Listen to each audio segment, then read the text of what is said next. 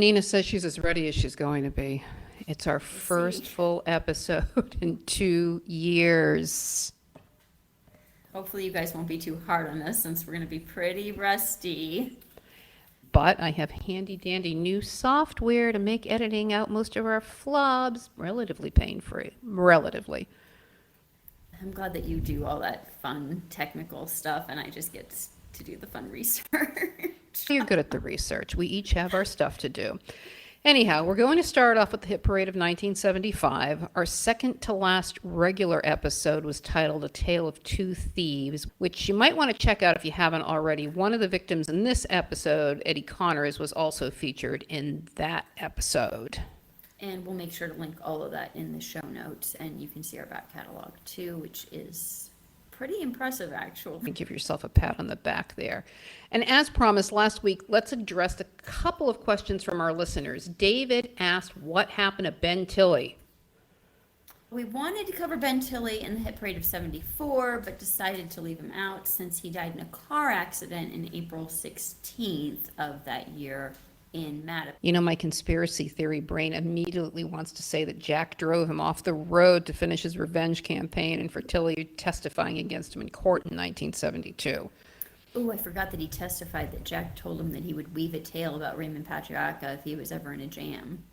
And a mechanic testified at that same hearing, and he said that Frank Venditulli's car was actually in his garage up on the lift the day that Jack testified that that car was being used to carry out the, I'm going to try to say this correct, Marfio and Malay murders. Don't laugh at me because I can see you snickering over there. Hey, I can't say it either. My pronunciation I'm getting from you. So we're going to talk about Jack's testimony later on in this season when we get to 1988. And we don't want to get ahead of ourselves. To answer David's question, Ben Tilley died in a car crash in April of 1974. Nina, do you want to do one more question? Sure. In honor of the recent JFK document dump and today's Hit Parade of 75 episode, let's address one more question, also from David. Were Sam Giancana and John Roselli murdered by the mafia to keep them quiet? We were talking about this on the weekend. I was mentioning that Hoffa also went AWOL that summer. The assumption has always been that it was the mob, but I feel like someone was cleaning house or something that year. Not sure if it was the mob or some three-letter agency. Oh, you know I like my three-letter agency people and their little black ops. So they were ending things and moving on to more interesting things like Ollie North and Iran-Contra. I forgot all about poor Ollie. And like we said the other night, also, the world was changing. Not to get too far off track, but think about how many leaders died that year. Haile Selassie, Chiang Kai-shek, King Faisal, Sheikh Rahman, Francisco Franco, and a half a dozen other lesser-known leaders packed it in. I don't even know half of those people. You don't know Franco? Come on, Chiang Kai-shek, Taiwan. Franco, who is Selassie? Haile Selassie was the one who said that he was a direct descendant of Jesus. He was the emperor of Ethiopia. I didn't know that. Okay. I missed Anyhow, that one somehow. So someday we'll let you do your World Leaders podcast and you can tell us all those fun stories. always raining on my parade. All right, now that I've been scolded for my historical outbursts, I want to address the pronunciation issue, as I am sure that I have already flubbed the pronunciation of Marfio. Again, I'm going off of the input that our listeners have given to us. Yeah. So I'm not from that air neck of the woods, and so I'm going off of how you pronounce things. Oh, I know. You can't blame. I'm not giving any blame to you. I always struggled with my R's when I was in school, much to my mother, who's a speech pathologist, chagrin. So I had the R thing beaten out of me. Plus, I was taught phonetics. I was taught the IPA too. Right. Multiple issues here. But I can do a pretty mean JFK impression with the hod and the... And look, I'm sympathetic towards it all. You know, I have a lousy four-letter name that everybody in captivity, well, everyone in the United States, I should say, elsewhere in the world, it's not an issue. But I get the Lara, which just, and look, plenty of people that I love say that to me all the time. Lara! Hair on the back of my neck stands up. And then the Laura and the Lori and all of that, I can't. It's simple. Lara. Lara. That's it. Easy. But everybody massacres it, so. And you with the same situation with your last name with 4 letters. No, you can't imagine the butchering that's gone on over the years. It's Job, just the like Bible. Job book, the Bible. But I've given up. Okay. So, My own last name is another situation that isn't even my own last name. That's a whole other story. And then to make matters worse with my pronunciation issue, I can't even say pronunciation today, is that I spent my time eavesdropping on Dad. I don't know if it was a question of he just didn't care or if it was just complete disregard, but I always tell the story about my poor grandfather. So my grandfather's name was Lloyd, and Dad insisted that his name was Clyde. Just stone cold didn't care, it was Clyde. And poor Lloyd would say with his heavy Texas drawl, "Sir, my name is Lloyd, not Clyde." And Richie would go, "Yeah, whatever, Clyde." And that was it. I mean, that just went on until my parents separated. That was just the story of it. But anyhow. All righty. so no disrespect. We're doing our best. We're trying. And I spend half my time not speaking English now. So it has me completely screwed up. I don't even know what to say. Anywhoosies, let's move on. We promised you guys that we would be doing video for our YouTube listeners. And we have to get Nina an actual setup with a camera so it doesn't look like she's drowning underwater. So hopefully by next week, we will have our camera situation ready to go. You think? Yes. I So should. on that note, let's dive into 75. All right. There were 110 homicides in Massachusetts in 1975, but we will not be covering most of those because they were not mob related, and we are not limiting ourselves just to Massachusetts. I know Nina wants to give our listeners some insight of what was happening that year, so fill us in, kid. Okay. So to start out the year, Raymond Patriarca is in the adult correctional institution at Howard.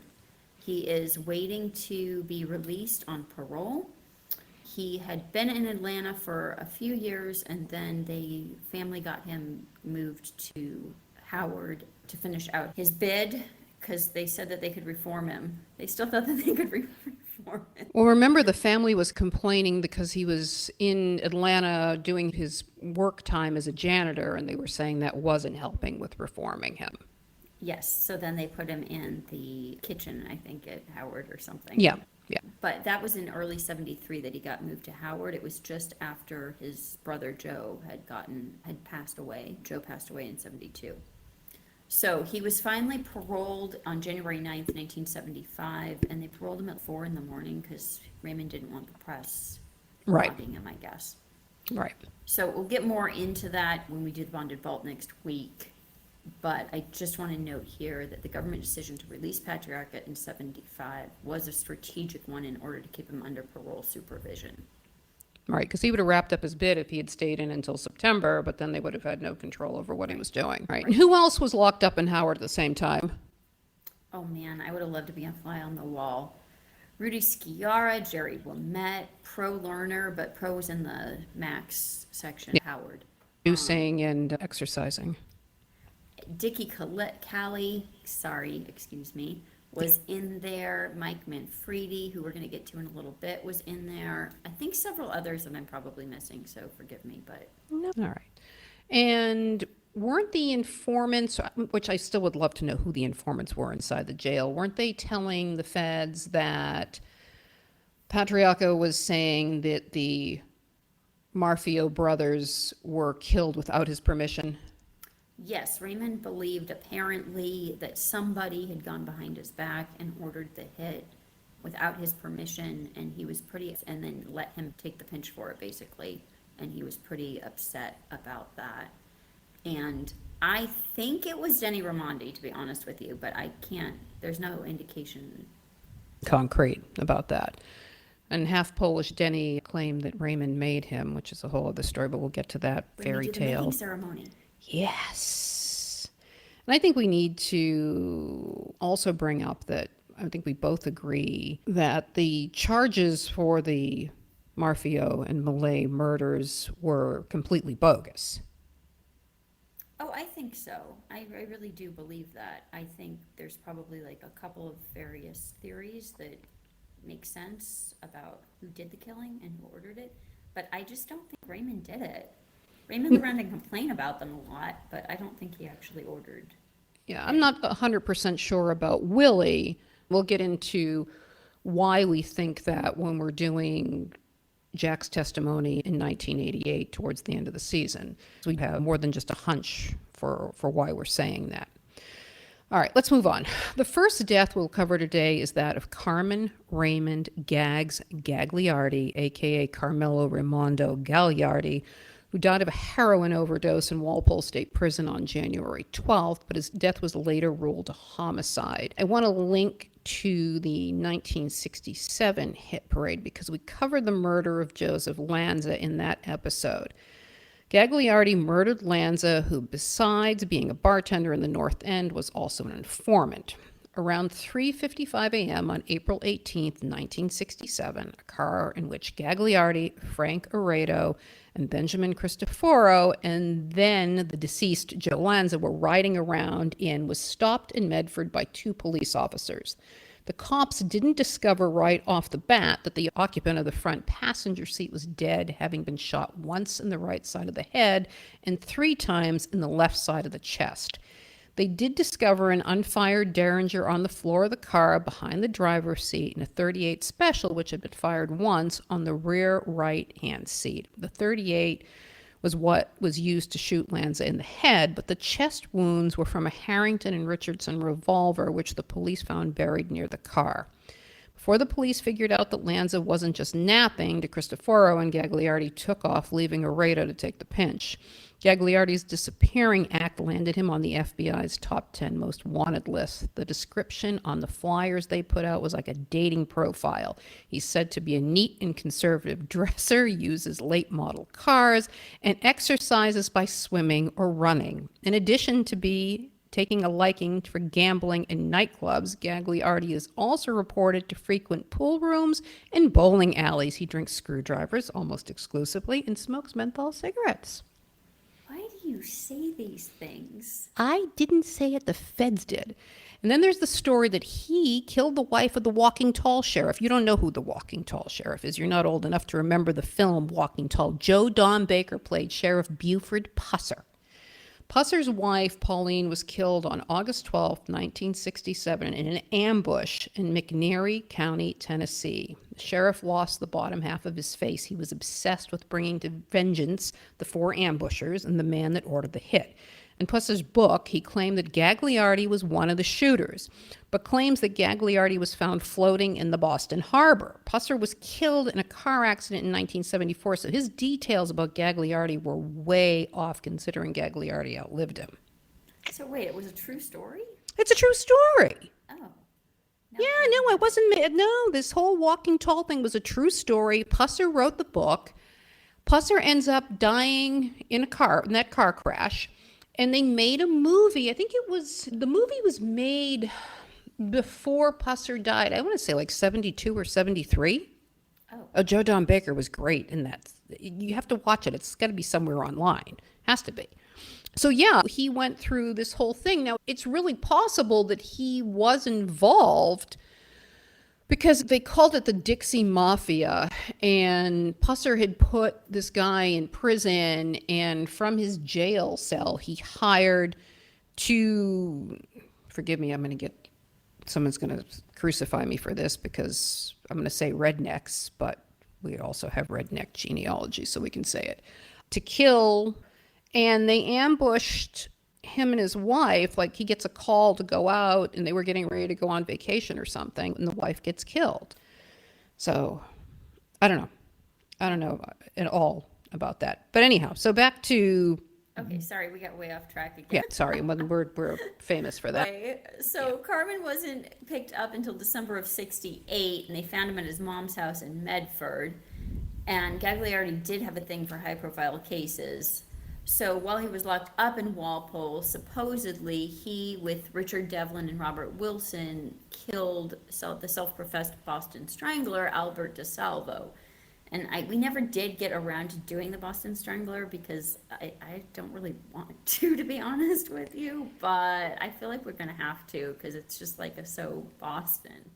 True. And we used to do those holiday episodes for things that were a little bit outside of what our purview was. And Dad inserted himself into the story. I mean, he's in, I forget if it's F. Lee Bailey's book or one of those think books it's that somebody Bailey's wrote. book. Because my family had the grocery store on Charles Street in Beacon Hill, Dad supposedly saw what was going on or whatever one day hanging out in front of the store. So yeah, he inserted himself. I think we should maybe do that.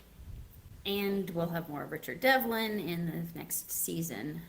Yeah. So we have lots of Yeah. episodes. We'll get back to what happened there, but no one, in the end, no one was ever charged. Gagliardi, the hot dose in Walpole. Yeah. So we don't know what actually happened there. And I want to briefly talk about the Montreal club fire that happened on January 20th. And again, that's way out of our geography, but Dad was taking me and Mummy up to Montreal all the time, and Mummy and I were obsessed with going to the underground city to go shopping. It caught my eye when we were researching this episode. They locked 13 people in, they killed them. When they did the autopsies, one guy had a bullet in his head, and it was a well-known mob situation. There were lots of hits going on in that Montreal area. That's why I latched onto that story. Okay, back to New England. Your turn. So on February 3rd, Rico Sacrimone's body was found face down in a marsh in Saugus with a bullet hole in his right temple and his feet bound with wire. At the time of his death, Sacrimone had been charged with the murder of Joseph Brazil, but never made it to trial. He'd actually confessed to killing Brazil after he'd gotten beaten up. I think we covered this when we did Brazil in a previous episode. Right, you're correct on that. But they never actually managed to make it to trial with it. Right. And then he ends up dead, and nobody was ever charged with Sacrimone's murder, unfortunately, either. And it's one of those things, it's just, I don't know. And the brother, Anthony, was killed by Jimmy Flemmi, what, in 64? I think so. That seems so long ago now. Right, and we briefly talked about it in the Teddy Deegan series that we did, which was, I think, what, 3 episodes? Did a lot on Teddy Deegan. Yeah. Did a lot on Joe Barboza. Yeah, so Rico was a former prize fighter, and when we covered Buddy McLean's murder, Rico was also shot while he was acting as a bodyguard for Buddy. And a fun fact, during Rico's boxing days, he sparred with Joe DiNucci. So Joe DiNucci was our state auditor in Massachusetts for a long, long time. And speaking of boxers, we should mention that another boxer named Tommy Tibbs was shot during an argument in Roxbury, also in 75.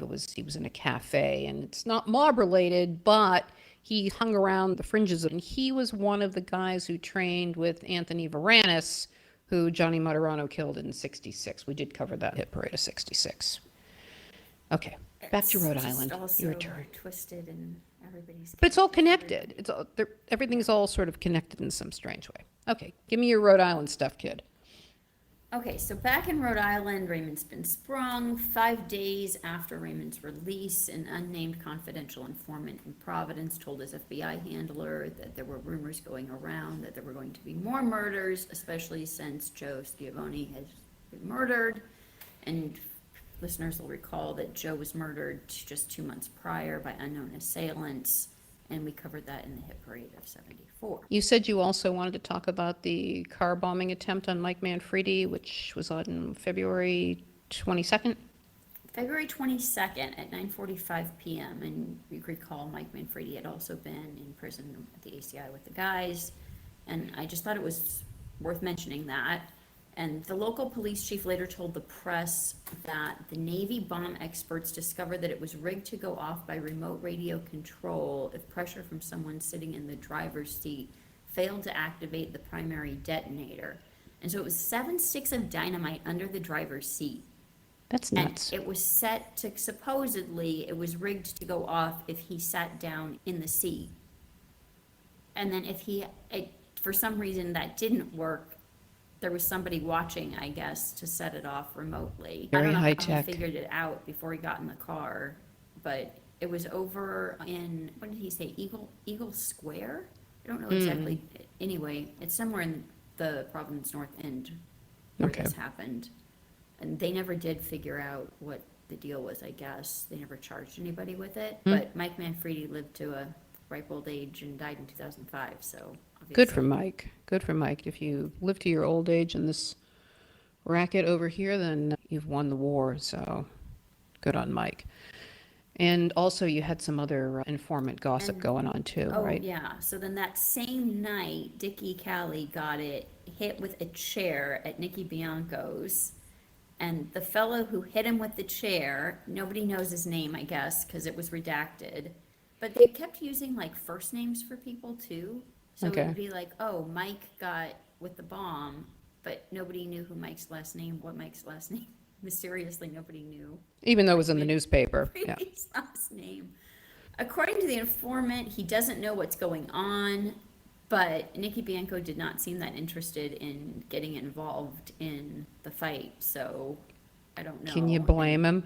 Didn't ask anyone to stop it either. So Dickie was really mad about whatever it was that was going on, but nobody really knew. Nobody seemed to know what was going on either. Okay. So a couple of weeks later, on March 9th, was the last time that Alfred Lepore would be seen. Alfred was Bobo Marapesi's cousin, as you clarified, to the orphan cousin. And he was the nephew of Albert Keystone Lepore, who by this time was already deceased. But he was part of Dickie Callei's crew, not Bobo Marapesi's crew.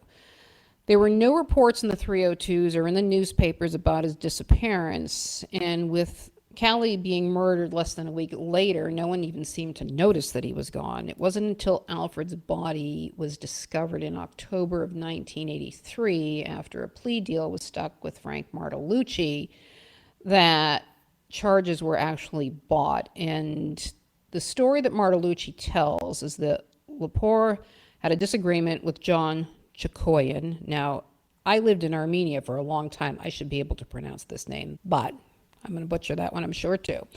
The disagreement resulted in a threat by Lepore against Chikoyan and his family. Martolucci and Chikoyan decided upon a preemptive strike against Lepore. They killed him, placed him in the trunk, and buried him off of Route 44. At least Frank could lead them to the body, unlike Stevie Flemmi, who led the feds on a wild goose chase looking for the bodies of the Bennett brothers.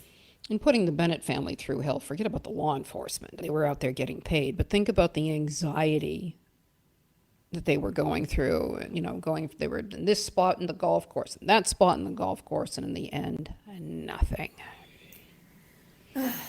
Awful. So back to Rhode Island. As Laura said, Dickie was killed less than a week after Lepore. And then on March 15th, now we're back to the pronunciation. How do you say that? Rehoboth. Rehoboth. Police officer was patrolling the southern portion of the city from Route 44 to Route 6 at approximately 6 in the morning. He drove past and observed tire tracks in the snow of a dirt lane leading to a gravel pit. The officer followed the tracks and footprints to an area that was recently disturbed.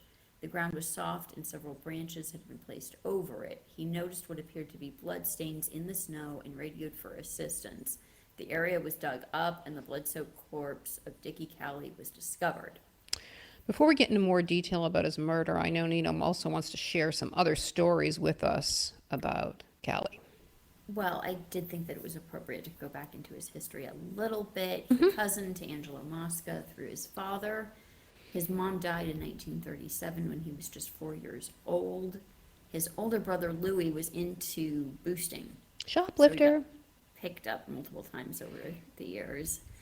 And then to add to the confusion, Dickie and his two older brothers would sometimes use each other's names when they got picked up, and sometimes it's unclear who was actually doing the crime and who was getting pinched for it. And then they used the mother's maiden name, Roselli, right? And then sometimes Dickie was using his grandfather's name, Anthony Roselli, so sometimes he'll be called that in the papers.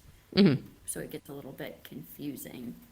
Gotcha. Dickie was also reportedly earning a salary from some Fakazi called the Federal Hill Neighborhood Corporation. Oh, I don't know about that. So it was being funded through the Office of Economic Opportunity, and they were getting $140,000 a year. Oh, so they were actually get like a HUD kind of a thing, like the other guys Yeah. were doing in Massachusetts. Oh, interesting. Yeah, yeah, and it was supposed to be like a youth program. Well, they were young. Wasn't a complete Fakazi. They were young. 40-something years old. I knows to be. Anyway, so Dickie was collecting a full-time salary off of this thing. And Robert Fontaine and Louis Martoni were also getting paid through the organization as part-time youth workers, they were calling it. And it was supposed to be like a community center for the youth or something.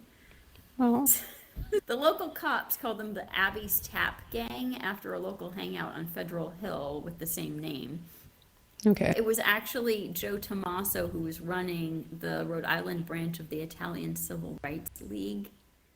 I was trying to tell you this earlier because Joe Colombo was into this whole thing, and they would have these parades, and so it was originally a New York thing, which we can maybe get into that as a side story someday. But yeah, that's how that came to be. And then that's how they were getting the money. They were funneling it through, and then Dickie was getting paid. Didn't he get picked up though for trying to kill someone or for killing someone? I can't remember.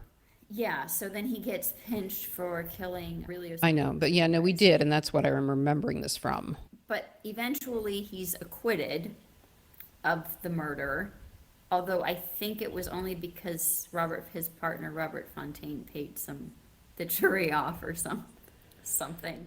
Okay. But he was acquitted of the murder of Aurelio Cesario, but then they charged him with contempt because he didn't show up for his own acquittal. Dickie. And that's how he ends up in Howard with all the rest of the guys, right? No? That's not how he ends up in Howard with the rest of the guys. Because then in June of 73, he gets sentenced for threatening to kill a state police corporal. And that's how he ends up in Howard. Okay. He gets a one-year sentence because he threatened to kill a statey. Oh, that wasn't very smart now, was And it? then they convict him again the following month for assaulting a cop. And then whoever our informant was that was in Howard was saying that Rudy Sciarra wanted to kill him. That's exactly what happened. That would have been in August of 73, I think, was when that happened. So they're all at Howard together. And I still want to know who this informant is, because then the informant turns around and tells the feds that, is it Dante Sciarra that told him, whoever this informant is, about how Providence is being divided? Yes, supposedly. It seems like it's the same informant. I don't know that it is, but the way it's written, it seems like it's all just the same person who's just telling everybody, like, them everything. So is this person in Howard with them? Or is it somebody that Dante is talking to? I don't know. I don't know either. Is it the same agent? Same Fed that's the handler? I think so. Well, it's just all in the Patriarca papers. All right, but it's So probably, you can't really see. you can't see because it's all redacted out. But anyway, so the Sciarras had Silver Lake, Nikki Bianco had Federal Hill, Eddie Mulligan Romano had Charles Street, and Dickie had Thornton. And while Dickie was at Howard, Babe Pizzo was supposedly overseeing Dickie's stuff in Thornton. And then they have some lounge or something together. Yes, they had some lounge together. Babe Pizzo and Dickie Callei had a lounge together. Gotcha. And then Dickie's finally released in March of 74, although the authorities did try to lock him up one more time for some other bribery case. All right. And when we cover Bobo Marapizzi later on, if anything that you want to add back in, then we can revisit. But I did want to still get into the actual murder itself. But before I do that, I want to mention that the press was trying to blame Raymond being paroled for Callei being killed. And they were trying to blame him for everything that was going on at that point anyhow. So Frank Martellucci provided the information to law enforcement, just like he did with the Lepore murder. He claimed that Marapizzi directed him and Chacoyan to dig a grave, but didn't tell them who they were digging the grave for. And this was on March 14th. So they come back to the club, to the Acorn Club, and Callie's in the Acorn Club sitting at the bar. And Maripesi goes behind the bar and starts chatting him up. Then comes from behind the bar, stands behind Callei, puts his hand on his shoulder, and then shoots him in the back 5 times. Then Maripesi and someone else from his crew kick Callei in the head several times while he's on the floor. They place the body in the trunk of Callei's car, where Maripesi then stabs him several times in the chest. They take the car out, deposit the body in the hole that was already dug. And I really think that if it wasn't for Bartolucci flipping, that Lepore would have never been found, and I don't think anybody would have ever been tried for Callie's murder. Yeah, that's probably true. And they wouldn't have found the body. It seems they did a pretty good job of covering their tracks originally, like the intent was that nobody would have ever found the body, except that it was a fluke that the cop saw that it snowed. Right, it snowed. If it hadn't snowed, he wouldn't have noticed anything because it was his second pass through there. And because the tire tracks and the footprints were in the snow and the blood. If Mother Nature didn't intervene, who knows? Like I say, until Bartolucci decided he was going to save his hide, nobody would have known. Right. All right, on to the one with my favorite name. Buffy Baccari. I love Buffy Baccari's name. Don't know Buffy, never knew Buffy, but the name is fantastic. It just reminds me of a preppy girl stomping on the divots up at Myopia. But I'm sure there's a reason other than that why he had that nickname. So if someone out there can tell us, I think it was one of his nephews or grandnephews that listened to some episodes. And I asked, but I haven't heard back from him. So if someone can tell us why Buffy was called Buffy. Okay, go ahead. Tell your story. So just to recap, we've covered a lot of Buffy in previous episodes because he was related to Rudy and Willie and Jackie Nazarian and all of those guys. He was 50 years old when he was killed, and he was murdered just 10 days after Dickie. On the 25th. Nobody was ever charged with his murder. Lincoln Almond, the U.S. attorney in Rhode Island, tried to claim that Buffy was not associated with anybody. He was just a loner out there on his own. But obviously Lincoln knew about as much as Raymond did at this point, in my opinion, which was less than nothing. Buffy had that super tough guy reputation. So the police said that Baccari was murdered by 2 masked gunmen in Cousins Cafe at 547 Hartford Avenue. It was 5 shots from a sawed-off shotgun. The murder weapon was thrown across Baccari's dead body, and the getaway car was found abandoned just a few blocks away. Honestly, it just seems really similar to how Rudy and Anthony were killed in '68. What about the five shots? I don't know. We have to look. I actually meant to look that up and to see, the same gun? I don't think that's a standard thing for a shotgun. It would have to be something that was customized. We know that Jack was having Roy customize weapons all the time, but I don't know the answer to that. But that's something that we should actually answer our own mailbag question next week. Okay. Because I'm just curious about this. Is it the same gun? Is it 2 guns? At one point, I think they said it was 2 weapons. Right. And then they backtracked and said there was only 1 weapon. You know how they do. Right. But just to finish this out, Baccari has also recently been released from prison. So again, they were all in, I don't know, it was like they were all in at Howard together. Who knows what really happened in there and who was settling scores. And that Cousins Cafe was owned and operated by the Tutalos. And Robert Tutalo was married to Angelo De Palma's sister. And you guys will probably recall that Angelo De Palma was murdered in front of his house in '66, and we covered that in the hit parade of '66. Right. I remember that. And then Cousins Cafe was raided by the cops in November of '72 on suspicion of running a gambling operation. And the telephone company cut the line to the cafe, and Frank had to take him to court to get the line restored. And then 2 hours after Buffy was murdered, a guy named William Johnston was shot twice in the abdomen. And although Johnston had a record, it was a narcotics record and didn't really have any connection to any of the wise guys at all. So completely unrelated.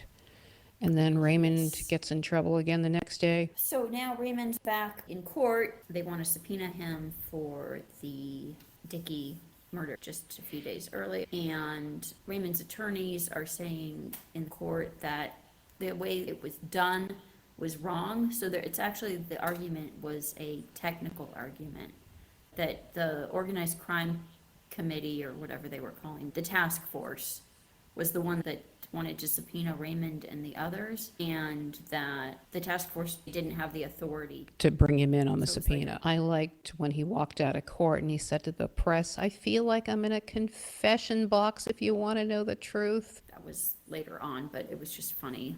And he had there were some good Raymondisms in there for sure. Oh yeah, and I miss our Raymondisms for sure. And then what about Joseph Caratoro? Okay, Joseph Caratoro, another murder that is not really related to anything, but I just wanted to get it in here. Like Lincoln Allman, the U.S. attorney, kept trying to link stuff in. What do they call it? The fog of war. You know, Right. The fog of Right. And so this was another one, Joseph Caratoro. He's 17 years old. He's murdered by another boy named Timothy Craven. This is where the Providence mayor, Buddy Cianci, gets involved and says that, this isn't linked to the gangland stuff. It's just a domestic problem. And it looks like he was probably correct. They were just the two boys. They were arguing over something. I think they were both 17. Okay.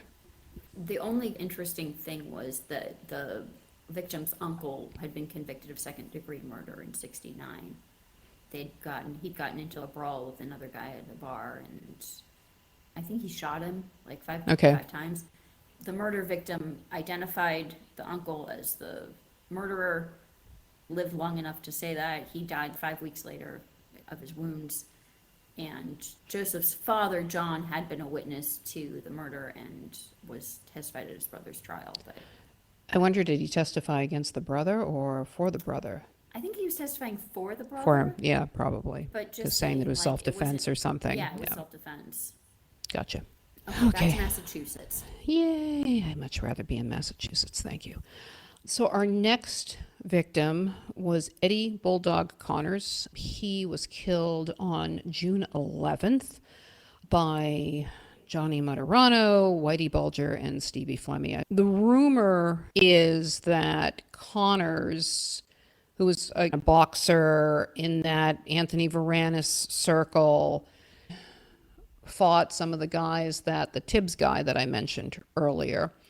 And that heist was really interesting because initially, the heist was in Somerset. Initially, they said that it was $200,000 that they took on February 18th of 1974. But when they brought the charges against them, they turned around and said that there was $500,000 Oh, taken. So I don't really know what the actual number was on that.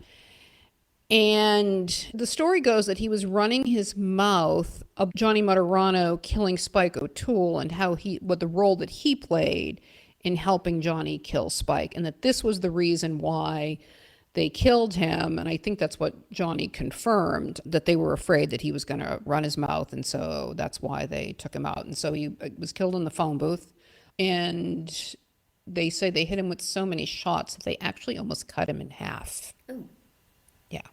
And he owned a Bulldog Tavern in Savin Hill in Dorchester.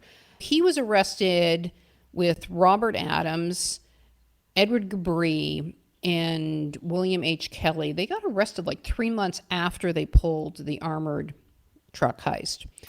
And what I thought was really interesting is that a week after Connors was killed, Kelly then went and turned himself in to the cops for an unnamed warrant that was out there for another robbery back from 1971. And it was just strange to me that he's out on bail for this other case, and then he pulls himself out of commission completely, almost like he thought he was going to protect himself. And we talked about Kelly when we were talking about Steve Busius and everything last season. involved in all of that. Yeah, and I think Pull that back through. Yeah, we'll definitely loop that back through. And he, I think, is still alive in sitting in Florida trying to get released. That's crazy. Yeah, he's been locked up all Find that him time. again.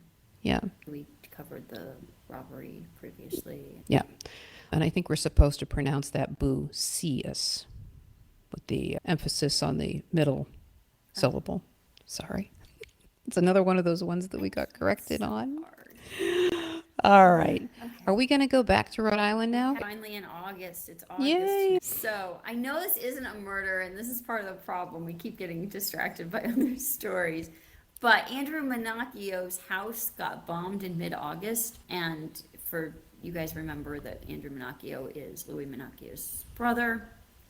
And the authorities tried to claim that Andrew was looking after Louis's interests while Louis was roaming around the world on his world tour, dodging authorities. Where in the world is Louis? And this, but the bombing thing then also reminds me of what happened to Manfredi. I know, except, and the reason I say except, is that it seems like it was arson.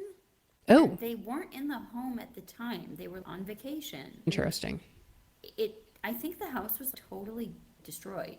I don't think it was a bomb. I think it was arson. They tried to say it was arson. Okay, so you're insinuating insurance fraud. That is what I'm saying. I'm insinuating that it was insurance fraud. Okay, but nothing ever came of it after except that. Lincoln, the U.S. attorney, wanted to go after Andrew because they were still trying to get at Louis. Right, right. And Lincoln was just trying to get anything, anywhere. Yeah, that he could, because Louis is still on the lam, wandering around in Switzerland or wherever he is at this point, and they're trying to weasel their way into getting any information that they can. Okay, and then what happens after that, please? Then 2 weeks later, Robert Louis Montecalvo was fatally shot in Warwick in a parking lot.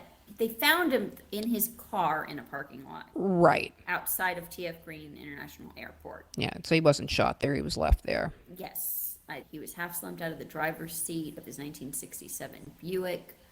The police said that he had a criminal record dating back to 1960. And then in February of 66, he and 5 other prisoners staged a failed escape attempt from the Providence County Courthouse. And later that same year, he was given an 8-year sentence on charges of breaking into a building to commit larceny. But he'd been out on parole for 5 years at that point, or almost. Right. And of course, the local authorities tried to pin it on Rudy Sciarra or make it sound like Rudy. They were compatriots, weren't they? I don't know. That's what they Okay. said, but Okay. there's no evidence of that. Maybe I one don't of know our if that was listeners true or will tell not. us. And then on September 3rd, Raymond D. Jones was shot in his car in front of his home in Warwick. He had a record going back to the 1930s, was a bookie and a manager of the 9-7 Social Club in South Providence. And from what the police said, it sounded like they were laying in wait for him to come home from work. He actually fought his attackers, and then they shot him once in the chest. He was 6, and I don't know. They did try to insinuate at one point that the social club, it was over on 970 Broad Street. Right, When hence you the looked at a name. map, it was like a straight shot from the club to his house. I think they said they found like $1,400 left. Oh, interesting. So you always think, oh, they were robbing, and they're always, not always, but a lot of times, or maybe they just missed the $1,400. I don't know. Maybe there was more money. Well, also on the list of unsolved, and no one was Yeah. ever even charged with it.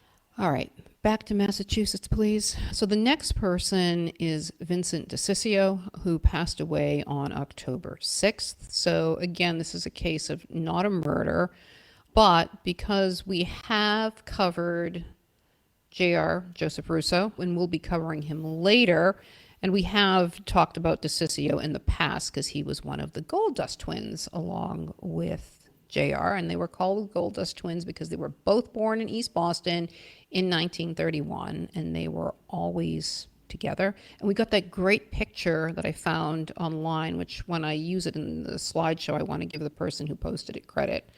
In January of 1961, J.R. and DeCiccio were shot together, which sounds insane. So JR got hit above the left eye and DeCiccio got shot in the right leg. They were on Warren Street in Roxbury, so they were twins in more ways than one.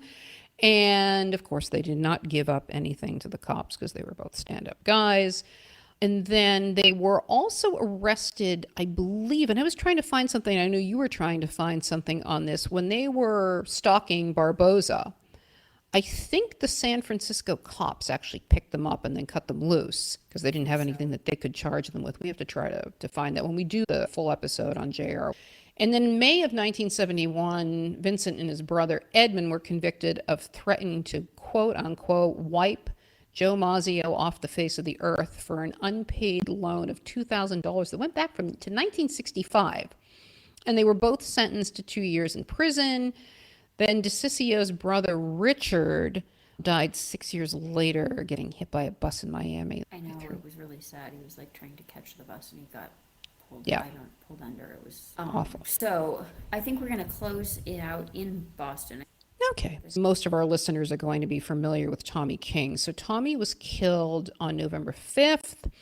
And we did do some about the Mullen gang and Killian and all of that, so we will link that. But after Donald Killian was killed, Tommy leaves the Mullen gang and ends up being an associate of Whitey's, from what the story says.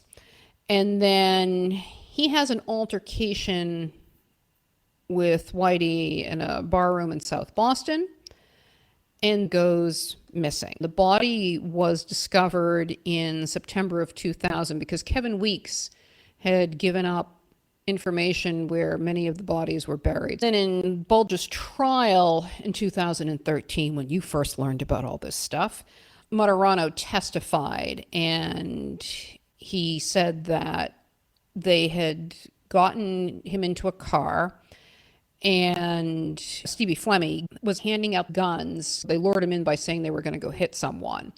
And the gun that they gave to Tommy King was filled with blanks. And they buried the body at Neponset River. He said that they were driving over the bridge there, and Whitey said to him, "Tip your hat to Tommy." The next day, on November 6th, Francis Buddy Leonard, who was also a Mullen gang associate and knew Tommy, was killed supposedly as a distraction.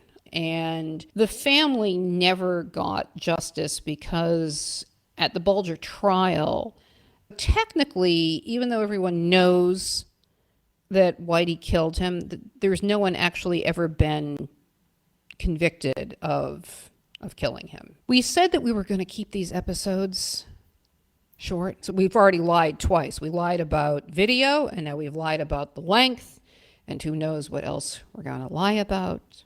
So maybe next week when we do Bond and Vault, we won't do it in one episode. Yeah, I guess. Maybe we should just break them out into smaller pieces.